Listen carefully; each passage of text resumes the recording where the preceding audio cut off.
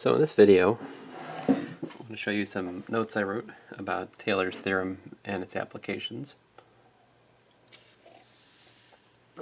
So I wrote these notes actually for Calculus 1 because I do think that it's an appropriate topic for Calculus 1. In fact, if you really take a good look at it. But anyway, that is not always taught in Calculus 1, so here we are, Calculus 2, let's talk about it. So the basic idea is that you can take a function and replace it with some sort of polynomial approximation. And if you think about that, the first thing would be a constant function. So if you take the value of the function at a, then that would be just whatever that value is approximated with a constant. Next up, you could replace the function with linearization, right? We talk about this in Calculus 1. This is the tangent line approximation. So then we have the first Taylor polynomial. Then next up we can talk about the quadratic approximation. So if we had a quadratic approximation, you can easily check by differentiation and evaluation that the values of the coefficients C0, C1, and C2 should be the value of the function at the point, the derivative at the point, and then 1/2 the second derivative we can get from successively evaluating the function at A and then the first and second derivatives at A. Again, supposing that the polynomial is equal to that the function is equal to a polynomial, which of course will generally not be true, right? So in any event, next up you can do the cubic, and if we look at the cubic and we were to set a cubic equal to the function, then you can see that the particular cubic, which will match the function, its first derivative, second derivative, its third derivative, at the given point A, will be given by these particular coefficients, right? And so you start to see a pattern, and this is the kth order Taylor polynomial. We take, to approximate a function, well, not to approximate. Let's just say here's a definition. We're going to generate the kth Taylor polynomial for a function f by writing this particular formula, which is based on the function, its derivative, second derivative, all the way out to its kth derivative evaluated at the point. So this is the kth order polynomial, which you can argue is a good approximation to the function f near the point A. All right. So let me actually look at an example or two here. We'll gain some sort of a visual appreciation for what's going on. So first of all, the exponential, and we'll center them at -1. You can easily evaluate, of course, e to the -1 is 1 over e, and the derivative and the second derivative and the nth derivative are all the same, so we get these for our 0th, first, second, and third Taylor polynomial centered at 1. And now the PDF I have posted for you guys on whatchamacallit there, the website, it's got color. I don't have a color printer at the moment, so I'm going to have to make do with this more rudimentary black and white print out here. But here it is. The red dotted is the actual honest to goodness e to the x, all right?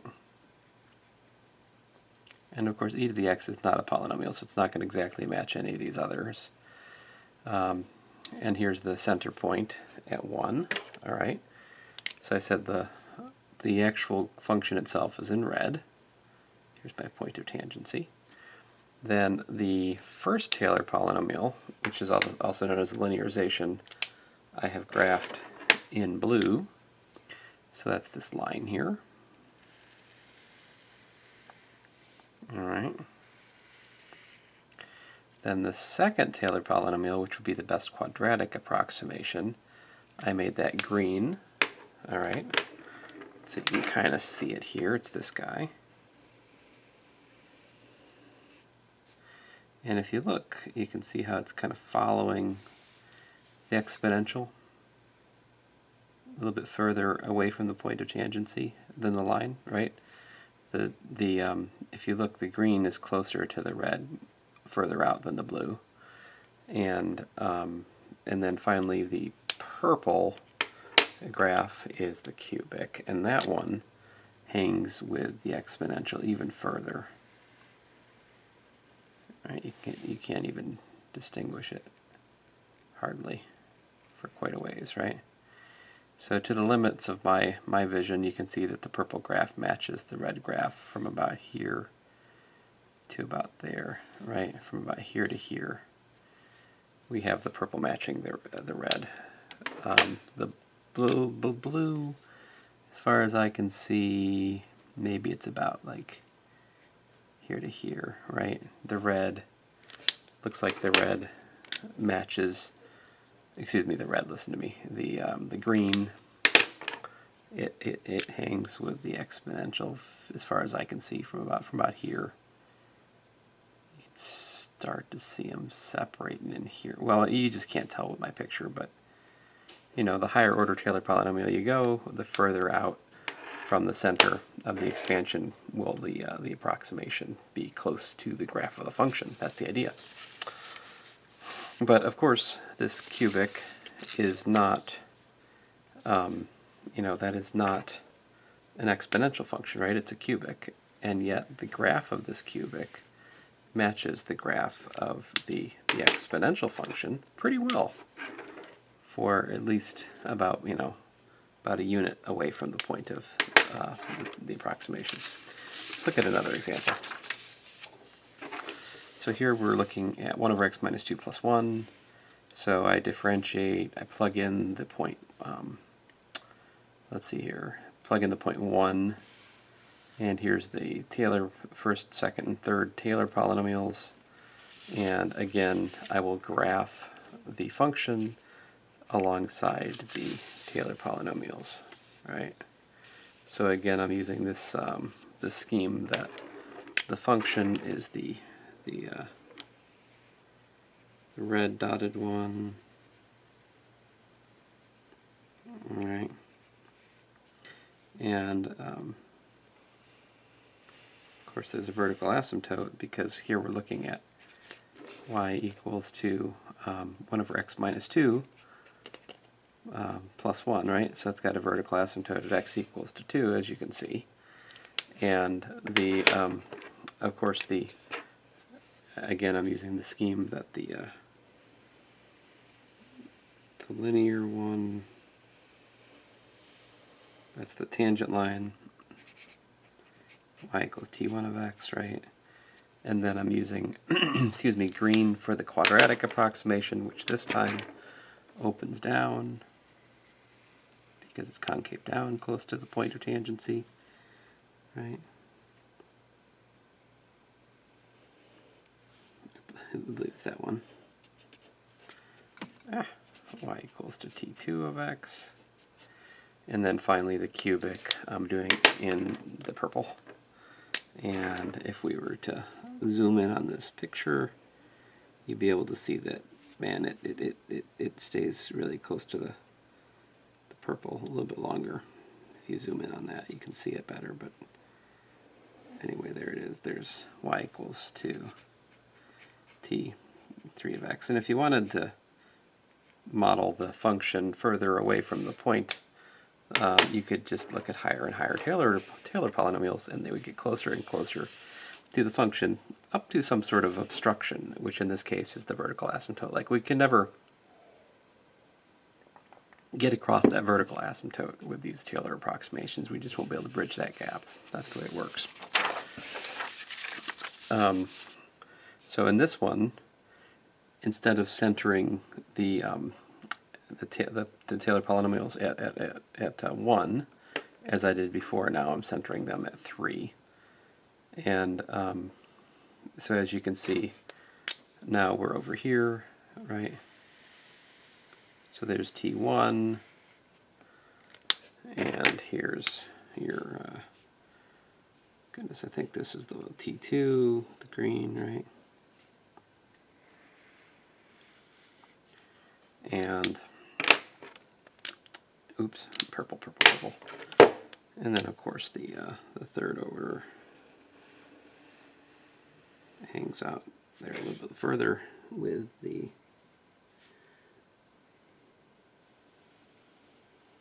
I can't graph worth anything there, but you get the idea. And of course the, where we were before was over here on the other side of x equals to 2, but now we're approximating the function centered at 3, right? Which I guess is, I'm not sure what these tick marks are, but it's in here somewhere, right? So depending on where you base the center, you'll approximate the function, the given function with the Taylor polynomial relative to that center, and you'll have different approximations for different center points, all right? Here's another one. This one is for sine x, and sine x is kind of exciting because, of course, we come across sine x a lot in applications, especially trigonometry, right?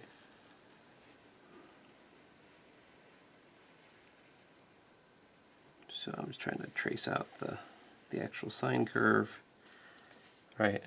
And I forget what I did. I did. So I'm trying to, I guess I stuck with my color scheme, right? Which was blue. So this is what we often use in like physics or some other science course, is we'll just approximate the, this is essentially saying sine x is approximately x. Well, x is equal to t1 of x in this case, right?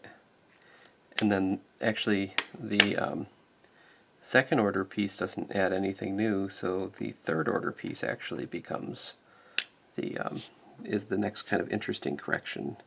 So you could say t1 is equal to t2 in this case because there is no interesting contribution from t2. And I'll just draw the color where it picks up and separates from the other one. Okay. So there's your t3. So we'll look at a careful account for how close that how long that blue line stays close to the red curve, right? In other words, how far let's see here. Let's see here. Which one is which? Well, the T5 has got a positive leading term, so it's got to be this one. This is my T5.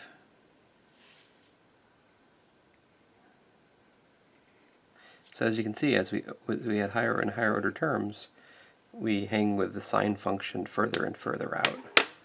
I just found an excuse to use my yellow graph. So let's see here, where was that? This one, I suppose. Can't hardly see it, can you?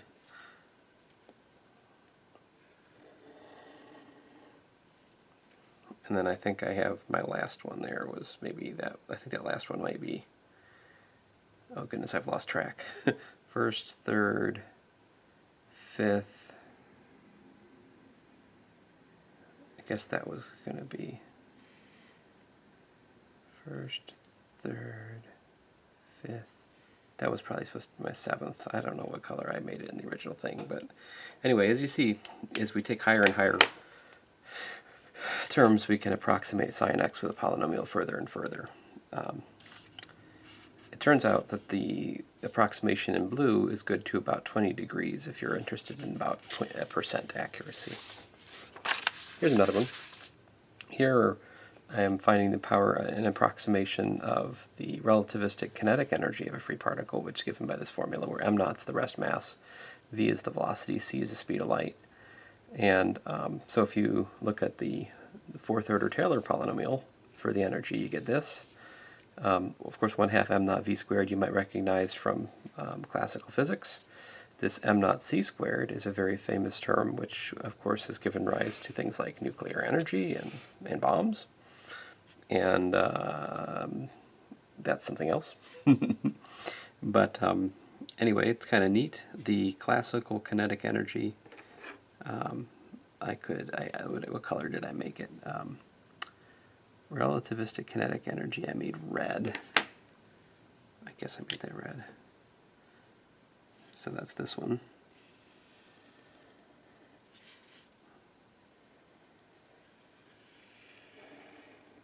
And the classical kinetic energy I made in green. So classical kinetic energy doesn't have any speed limit built into it. You can calculate the classical kinetic energy for highest speed as you like. It's just 1/2 mv squared, right? But the relativistic kinetic energy, which would be defined to be everything except for this first piece. So like relativistic kinetic energy is just the energy minus m naught c squared. And that only makes sense provided that v is less than the speed of light. But anyway, we can use Taylor polynomials to understand the connection, and as you can see, there's an interesting appearance of the classical kinetic energy as a term in the Taylor expansion of the relativistic kinetic energy. All right. I talk here a little bit about the mystery of decoupling. One of the great mysteries of modern physics is why we can understand physical law at all. It's rather amazing, really, that we can understand physical law, and people go to great lengths to explain why that's possible. In particular, you can read about the anthropomorphic principle and other recent arguments that have been given. Sorry, I'm drinking some coffee here. I better go on with the math here for now, but I would encourage you to read that, and we can talk more about it if you have questions. So here's the deal. This is Taylor's theorem with Lagrange's form of the remainder. It basically is an extrapolation of the mean value theorem. What it says is that if you take a function, you can find. So all this means is that the interval either starts at a and goes to b, or starts at b and goes to a. All right. So I could have just written this for the closed interval a to b and just assumed a was less than b. I don't know. I for some reason thought it was really fascinating to do it this way. Anyway, whatever. Again, if you'd rather think of this, without much loss of generality, you could say I is equal to AB. All right, and A is less than B, if you prefer. If this seems weird to you. In its current setup, all right, it's not a big deal. But in any event, so what this theorem says is that the value of f at b is equal to the value of the kth Taylor polynomial at b plus the remainder term at kth remainder term at b, where in particular this can be written as the k plus 1th derivative evaluated at some point c, which is in this interval, divided by k plus 1 factorial times the difference in the endpoints to the k plus 1 power. Now, I have a proof of that theorem, and it's essentially the same proof as is given for the mean value theorem coming up here. And so the essential proof is to just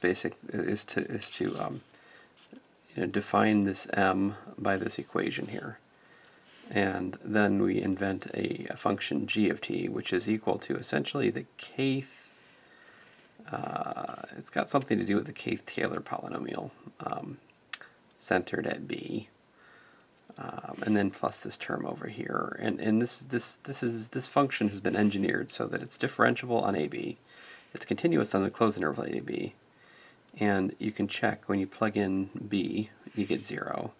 And when you plug in a, you get 0, which means we can apply, Rolle's theorem to g of t. Rolle's theorem says that there has to exist a c such that g prime of c is 0, and that c will be precisely the c we need for Lagrange's form of the remainder. It's a straightforward but tedious calculation. You differentiate it. And after a bit here, we get the c that we're looking for. And so we find that there exists this c that just like we wanted, and there you go. Now that's lovely and all, and I think it's a really neat proof. I'm struck by how much the proof is like the proof of the mean value theorem. Again, just looking essentially at the appropriate function which encodes the theorem and using Rolle's theorem. But what's even nicer is this error bound that we get as a corollary. If we can bound the k plus 1th derivative by m, then the remainder term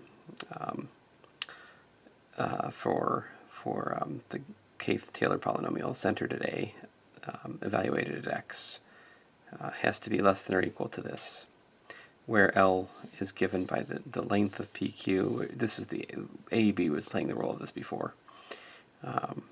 And we got k plus 1 factorial. So this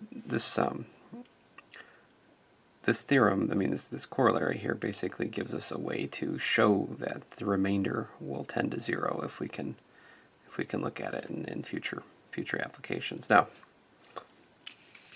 so this also gives us a way to characterize when our Taylor polynomial is within a certain tolerance of the truth, because this remainder is the error in the Taylor polynomial relative to the function. So if I take the function minus the kth Taylor polynomial, which is what this is, I've got this remainder term, right? So this is the really the error in replacing the function with the Taylor polynomial at the point x. Now it's worthwhile to take a second and to do some introspection here. If you go back and think about Calculus 1, you can understand the second derivative test now pretty easily, because if you look at a function and it's got a critical point, right, that means the first derivative is 0.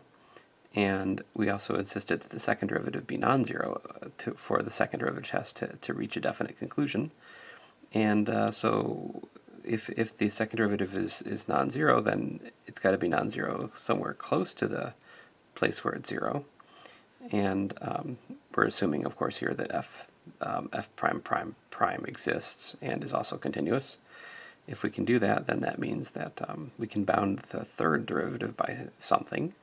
And so Taylor's form of the remainder says that this function minus its, well, it's t2, which happens to just be this. There's no linear term because, again, we're at a critical point. So the difference between the function and its best quadratic approximation is given by this the third order piece evaluated at some point. But if we can bound this by m, then we get 4 delta cubed over 3. So this means that as delta goes to 0, right, we have that the function is approximately equal to a constant plus 1/2 f prime prime of c times x minus c squared. And if you want to think about that locally, it's very easy to see then that the function is going to have a local minimum if this is positive, because it's like a little parabola that grows up away from the point, and it's going to have a local maximum if that's negative, because it's like a little parabola that grows down near the point, right? So you could have argued those things graphically before, right? But now we can make precise the fact that it really is like a little quadratic, a little bit more precision here if you have this m. All right, anyway, moving on. So the next part of this, I actually have graphed. What I've done here in these pictures is I look at a function, I decide I'm going to approximate it with the second Taylor polynomial. So I take this fifth order polynomial, I approximate it with this quadratic. And then the question is, like, how close is that to the truth? Well, if I look at the third Taylor polynomial, if I look at the third derivative and the fourth derivative, then that's interesting, because the fourth derivative tells me that the third derivative is increasing on this interval. And so if the third derivative is increasing, that means that the value that the third derivative takes at the endpoints are like the minimum and the maximum. And so basically I'm arguing here simply that if the absolute value of x is less than 0.1, then we can bound the third derivative to be at most 92.4. And in short then, if my delta is 0.01, I can expect an error, a bound on the error of 4m cubed over delta to be about 0.123. And so what I do in this picture down here is I graph a couple different things just to try to show you what the theorem looks like. This is a zoom in of the point of tangency, which is 0. I mean, that's a point of approximation centered at 0. And this is the error bound that I've calculated. As you can see, it's rather generous. I mean, in fact, the Taylor approximation and the function are much more tightly bound than this rather lazy bound that I derived. And here's a more global picture. So the Taylor approximation is this curve, right? The actual function's a fifth order, so it's got some kind of wrinkles. Right? It's fifth order. But as you can see, it's very close to the quadratic that models it, close to the point of tangency. And then as you get further away, it drifts further and further. And we can say precisely, we can guarantee that it's within, excuse me, we can guarantee that it's within, sorry, I'm lost on the details here. we can guarantee that it's within 0.123, provided that x is within, that we're within 0.1 of the, if we're within 0.1 of the center of the approximation, then we're within 0.123 of the absolute error. So the next example I have is to actually flesh out for sine x on -1 to 1 and on -2 to 2. So what I do is I look at the, this one's easier because the derivatives are either sine or cosine plus or minus, which means that we can always take m equal to 1. And so then, going through that corollary, thinking through the details, I work out that the error in the fifth is at most 0.1, which shows that in fact T4, when I work through the details here, that T3 is equal to x minus 1/3 x 1/6 x cubed will suffice to be within plus or minus 0.1 of the actual sign. And here's a picture of our success.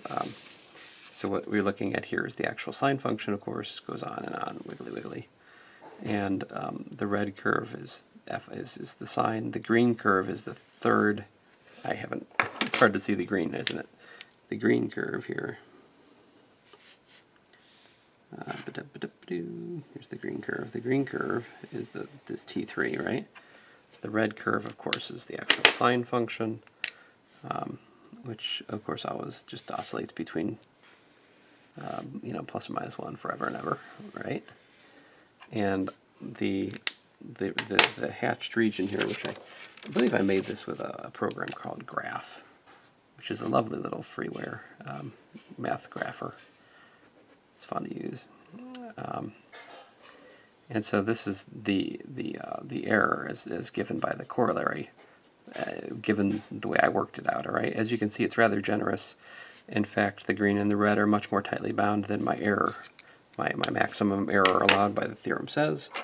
And you can see that in fact we are within 0.1 of the actual value by just using the third Taylor polynomial to between -1 and 1. And let's see here. Up next, I said, okay, suppose I want the bound to be m-most 0.1 and on -2 to 2, how many terms do I need to use? And plugging it into the errors, I figured out I'm going to have to use. Let's see here. I think that's a T10. That's a typo right there. And so T9 will suffice because T9 is equal to T10. So if I use x minus 1/6 x cubed plus that, plus that, plus that, and you can see that here it is between -2 and 2. I have a graph of the sine function and the ninth order Taylor approximation. As you can see, it approximates sine quite nicely past the pi/2 mark, right, which is 1.57. So as you can see, it really did work. And that's, it's really quite satisfying. You can approximate sine as closely as you'd like by a polynomial, provided you just take enough terms and you can work it out. In fact, calculators often work off something like this, so it gives you a pretty clear algorithm to how to calculate sines. Not without needing a table of values, you can use these Taylor polynomials to calculate values of sines.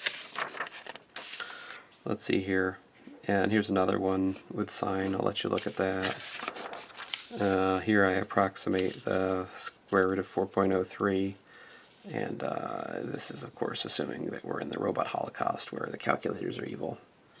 Sometimes you got to think about that. Anyway, here is a calculation of the square root of 4.03, good to 6 decimal places, and I've bounded the error using the looking at the corollary to Taylor's theorem carefully. And then finally, this one's a little bit kind of interesting. Here I look at the universal law of gravitation, which you could write as altitude, radius of the Earth plus altitude, right?